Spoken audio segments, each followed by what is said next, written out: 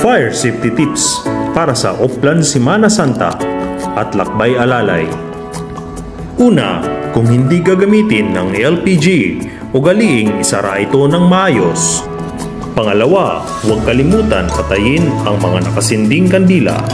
Pangatlo, kung lalabas ng bahay, siguraduhing nakatanggal lahat ng nakasaksak na appliances. Pang-apat, kung sakaling may napansin na nasusunog na bagay, agad itong patayin o kaya ipagbigay alam sa malapit na fire station. Mga bagay na dapat i-check bago bumiyahe. Tandaan ang acronym na blow bagets. Sa letrang B, brakes. Siguruhing tama ang level ng brake fluid ng sasakyan. I-check din ang brake pad at gas pedal. Sa letrang L, lights. Bago bumiyahe, tingnan kung gumagana ang lahat ng ilaw ng sasakyan. Sa letrang O, oil.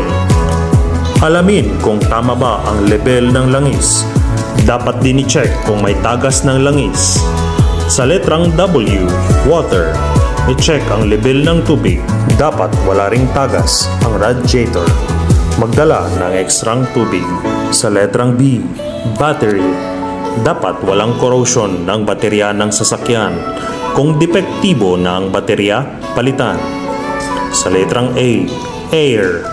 Siguraduhin tama ang pressure ng mga gulong, kabilang ang spare tires. Sa letrang G, gas. Maglagay ng gas na sapat para sa biyahe papunta at pabalik. Sa letrang E, engine. Tingnan kung maayos ang tuning ng makina. Sa letrang T, tires.